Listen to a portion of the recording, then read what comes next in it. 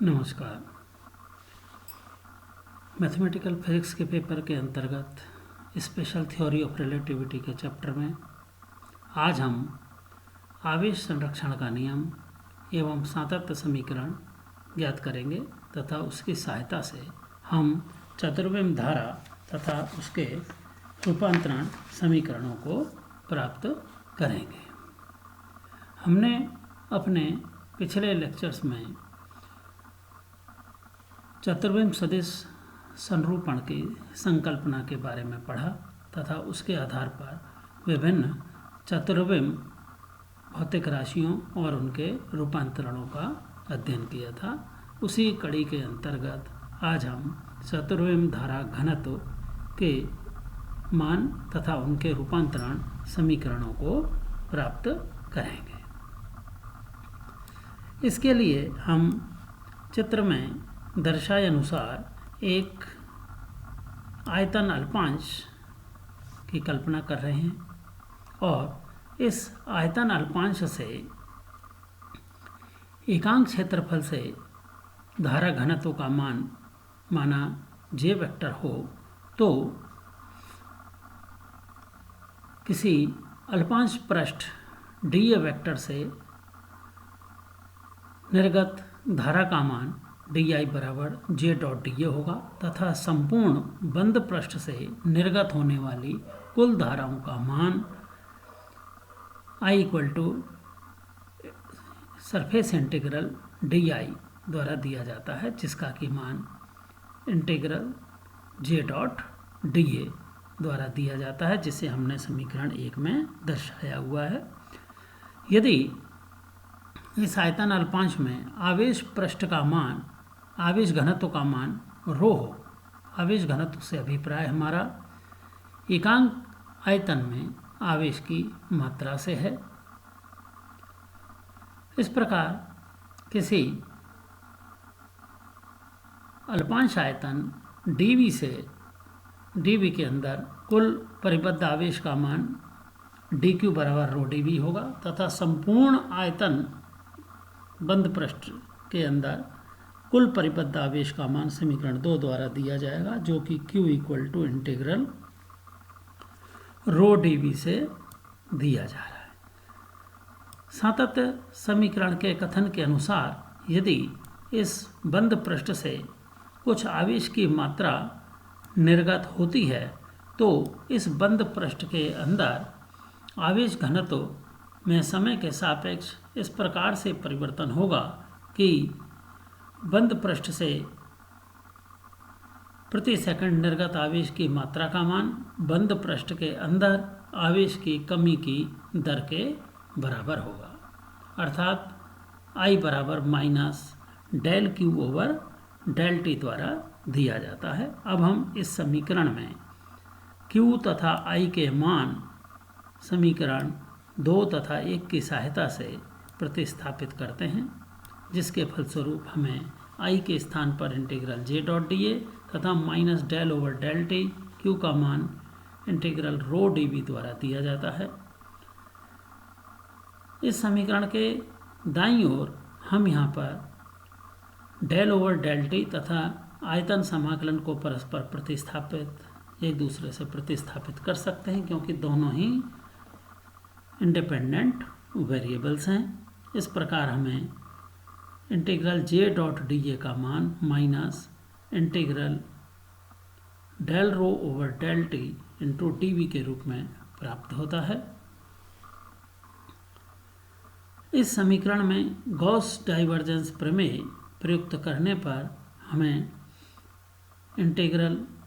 We J dot del dot J D V का मान minus del rho over del T into D V के रूप में प्राप्त होता है। दोनों पक्षों को समीकरण के एक ही ओर लेने पर हमें यह समीकरण इस प्रकार प्राप्त होती है। Volume integral del dot J plus del rho over del T into D V बराबर 0। यह समीकरण सभी आयतनों के लिए वैध रहता है। इस प्रकार हमें del dot J plus del rho over del T का मान 0 प्राप्त होता है। इस समीकरण 4 को हम सातत्य समीकरण या इक्वेशन ऑफ कंटिन्यूटी कहते हैं। घटक रूप में यदि हम डेल डॉट जे को लिखेंगे तो हमें इस डाइवर्जेंस का मान del J X over del X plus del J Y over del Y plus del J Z over del Z plus del over del T, यहाँ हम आयोटा सी से ऊपर नीचे मल्टीप्लाई कर रहे हैं, जिससे कि हमें नेक्स्ट स्टेप में आयोटा सी रो का मान J4 के रूप में मिलेगा और Jx, Jy, Jz के स्थान पर J1, J2, J3 एवं X, Y, Z तथा आयोटा सी टी कोऑर्डिनेट्स के स्थान पर क्रमशः x1, x2, x3 तथा x4 यदि प्रयुक्त किए जाएं तो हमें sigma del J mu over del X mu बराबर 0 प्राप्त होता है, जिससे कि हम simply del J mu over del X mu बराबर 0 लिख सकते हैं। जे म्यू को हम चतुर्विम धारा घनत्व सदिश कहते हैं और समीकरण 5 को हम सातत्य समीकरण का सहचर रूप या covariant form of equation of continuity भी कहते हैं। इस प्रकार हमें जे म्यू के प्रथम 3 घटक धारा घनत्व जे वेक्टर के कार्तीय घटक के रूप में मिलते हैं तथा चतुर्थ घटक J4 आयोटा सी रो के रूप में प्राप्त होता है। समीकरण 6 से इस प्रकार से हमें यह भी ज्ञात होता है कि आपेक्षिकीय विद्युत गतिकी अर्थात रिलेटिव इलेक्ट्रोडायनेमिक्स में धारा घनत्व तथा आवेश घनत्व में कोई पृथक अंतर व्यक्त नहीं किया जा सकता है, क्योंकि किसी एक निर्देश तंत्र में आवेश घनत्व रो हमें एक नियत वेग से गतिशील निर्देश तंत्र में धारा घनत्व के रूप में प्राप्त होगा। इस प्रकार समीकरण 6 में जो हमें जे म्यू के घटक मिलते हैं वह चतुर्विम धारा घनत्व कहलाते हैं। अब हम चतुर्विम धारा घनत्व का रूपांतरण समीकरण प्राप्त कर लेंगे, लेकिन उससे पूर्व हम इसे निश्चर सिद्ध करेंगे। इसके लिए अल्पांश आयतन में आवेश का मान, जैसा कि अभी हमने पहले देखा, डी क्यू बराबर rho D X D Y D Z के रूप में दिया जाता है। एक्स वाई जेड के स्थान पर यदि हम x1, x2, x3 प्रयुक्त करें तो डी क्यू का मान rho D X one D X two D x three मिलता है। अब हम इस समीकरण के दोनों पक्षों में डी एक्स म्यू से गुणनफल करते हैं और हमें समीकरण प्राप्त होता है D Q into D X mu बराबर rho D X mu D X one D X two D x three, या जिसका मान हम यहाँ पर यदि हम डी टी से ऊपर नीचे मल्टीप्लाई करें और उसके पश्चात हम लास्ट टर्म में डी टी के अंदर आयोटा सी से भी मल्टीप्लाई करें और डिवाइड करें तो हमें जो समीकरण प्राप्त होगी वह rho D X mu upon D T into D X one D X two D X three into D X four upon iota C मिलता है। अब हम इस समीकरण के दोनों पक्षों में देखें तो लेफ्ट हैंड साइड में D Q into D x में डी क्यू व डी एक्स म्यू दोनों ही निश्चर राशियाँ हैं। इसी प्रकार राइट हैंड साइड में डी एक्स म्यू और आयोटा सी दोनों ही निश्चर राशियाँ हैं, जिससे हम ये कह सकते हैं कि समीकरण 7 में rho D X mu upon D T भी लॉरेंज निश्चर होनी चाहिए।